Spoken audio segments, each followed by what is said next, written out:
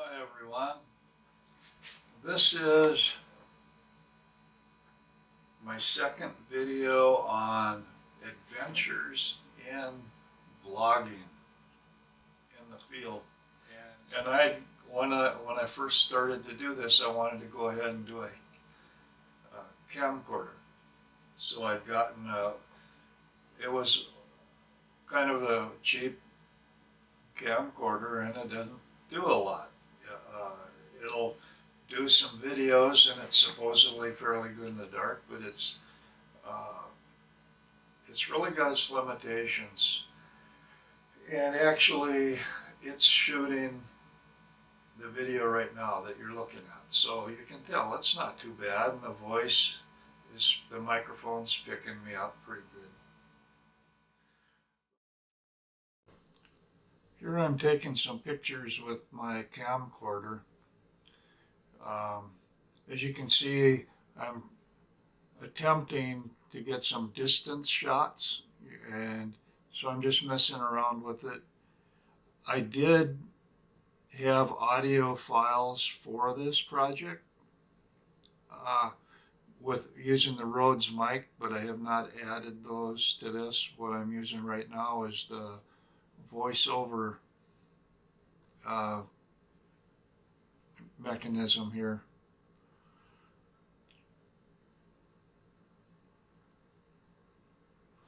As you can see, the camcorder is doing a fairly decent job with the pictures.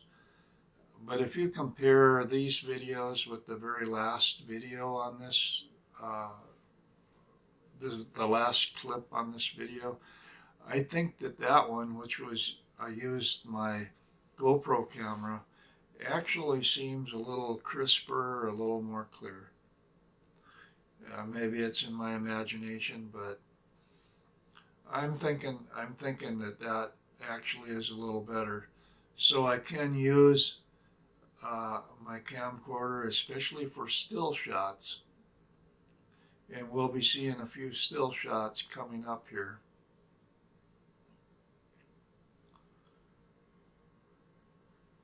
Here's the distance where I changed the distance. I just wanted to see how Valentine and I look in these videos. So it was really experimentation as opposed to trying to deliberately do something. It's kind of fun, actually.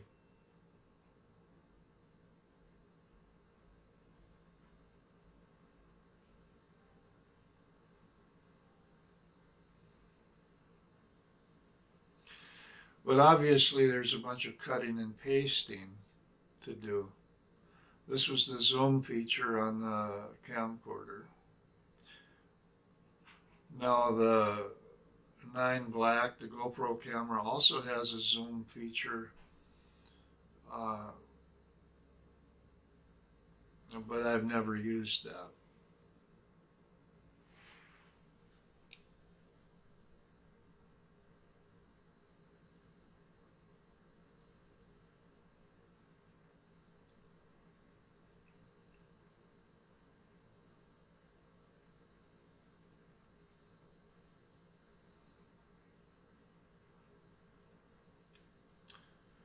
The bottom line is you really need to be thinking about what you want to do with your videos and what kind of camera you're going to need for that.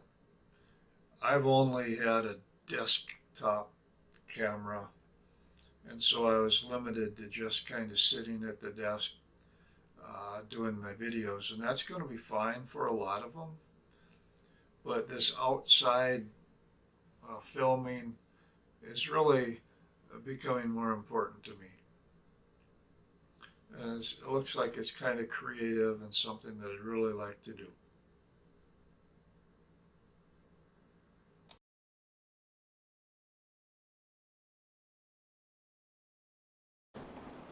This is right outside my apartment building. We just had a major snow, and looking like we're going to have more snow today, maybe tomorrow. You can tell how beautiful Everything is.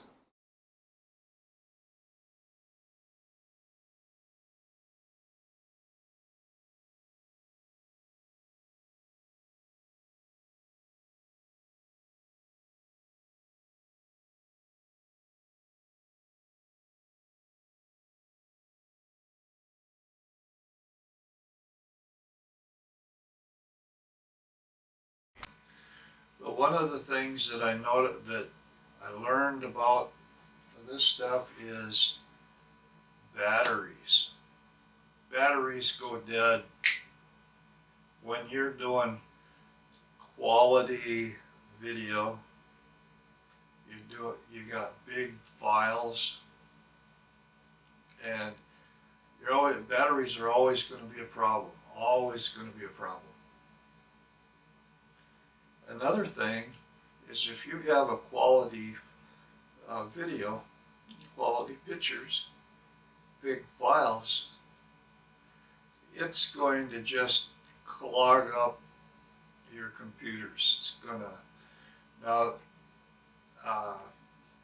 So what I ended up doing is I had an external drive. It's like, I believe it's 5 terabytes on my old Linux computer here. And I robbed that and I put it on my Windows computer, which I'm actually using for processing the videos and working with the videos. So my Windows computer is going to be my main video editing station. I was thinking maybe I'd work with it with the Mac, but I once I started learning how to edit videos on the Mac, which was a stumbling block for me, and I liked it. I ended up going back over here to the Wondershare program, which is a pretty fun video editing program, and I upgraded that to Filmora 12, so that there's lots of cool things that I can do with the videos that I create. Another thing is, if you're trying to do a video from a distance, in other words, the camera is far away, fairly far away, the voice is not going to be right. So what you're going to need is some kind of a microphone, and this is the Rode mic, the wireless microphone, and I really love this, and just from the little bit that I've done, and I look forward to doing it, because I want to do some of those distance shots, and I want to be talking while I'm doing them, as opposed to trying to dub voiceover or whatever when it's all said and done. So what happens, basically, if I talk into this, it's recorded onto this and it's saved on here. Now,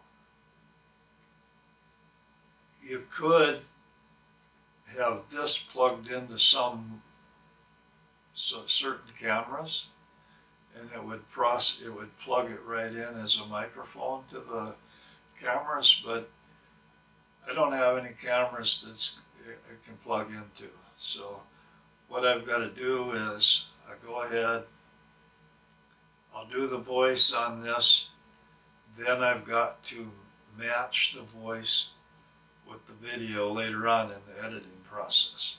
But I don't mind doing that. I've been messing around with that long enough to be fairly comfortable with that process. The point, though, that I'm getting at is you're going to need some kind of having a good microphone is going to be an issue at some point, especially if you are far enough away from the microphone that you're not getting a good pickup. Next thing that I learned the hard way, was GoPro. You know, I was being kind of a snob, and when I got my camcorder, and it's like, I'm going to get a camcorder. I'm not going to get a GoPro action camera because I'm not really into action that much. So I thought, out of ignorance. And what I found out the hard way is this is really all that I want. This is all that I really need. Because this can be mounted on a tripod. It can do a selfie with the screen that's lit, unlike my cell phone, that when I tried to do a selfie with the cell phone outside, I couldn't see myself. I couldn't see where it was shooting because it didn't have a backlit picture. So that was really, really frustrating. This has a you can set this so that it has a backlit thing so that in daylight you can see what the camera is shooting. That's very, very powerful stuff. Another thing is these are tough. And they have a lot of features that, for example, my camcorder, low-end, low-budget camcorder didn't have. Like, it can do the timed shots or slow motion. This has a lot of professional settings that are really cool. But what I found was part of what I'm trying to do was have fun with Valentine. You know, take her places, do some outdoors walking and things like that. And it's almost impossible to use a handheld camcorder when you got a dog around. It's just not working right. And what happens is I can take the GoPro, and I have a chest mount for it. I can put it right here, and it's strapped on, and it can be shooting whenever I want it to be shooting, doing the filming, and that works perfectly because my hands are free, and I can just use my body to point in the direction I'd like to shoot. Another nice feature that this has is there's a setting where, and it's a symbol of a rabbit. It's a quick shoot. I don't know what the term is really, but you can set it up so that all you got to do is hit the shutter button or take a picture button, even if the camera's turned off, and it'll go ahead and it'll turn on all by itself, as opposed to using a different button and turning the camera on and waiting for it to turn on and then using this. You can bypass that whole process and do it all in one click of a button. And then with that setting, you hit it the second time and the camera shuts off, shuts down. So that's perfect. If I'm wearing the camera on my chest, strapped to my chest, I come up to a place where I'd like to have it filming. I just hit the button and do whatever, and when I'm done I can just kind of hit the button and it's back again. So that is really, really pretty exciting. The other thing is, if I wanted to use this on a tripod for shooting at a distance or even close up, as opposed to being handheld, that will work great. So those things are really, really important. Now what I found with this is a GoPro 9 Black, which at 9, 10, and 11, models 9, 10, and 11, they really kind of bump their features up. So this is like the lowest model of the good ones, you could say. But it has some quirks, and my cell phone has some quirks. They're supposed to be able to work together, and it's kind of a sort of thing that is not really that great. And when you're trying to, I have a slow internet connection when I'm trying to upload files off of this thing, the way, in a wireless way, it just takes forever. So what I'm ending up doing is I've got to take that memory stick out after I shoot. Because of that, one of these is what you want. It'll have, it's got an end to a universal UVC or adapter, either the small one or the other kind, and then it's got a slot where you can put the drive in it, and then so you take it out of the camera, you put it in here, and you plug it into your computer, and it'll take the files right from that. That's something that you really need to be looking at, or I needed to be looking at it, because it wasn't working the way that I thought it would, which is normal for anybody. If you try to do this, it's not going to work the way that you think it was. You just got to figure out the best way of doing it. So anyway, with this camera, with the 9 Black, I end up, I'm going to have to, in all probability, continue to just take that memory stick out after I'm done shooting and put it directly into the computer, and that's not going to be a problem that much. It's a little bit of a hassle, but not that much. The other thing that I've noticed is this has a pretty good battery, depending on what kind of quality films you're shooting. You can get several hours, maybe up to 7 hours off of a battery here, where the camcorder, it's like constantly running the battery dead.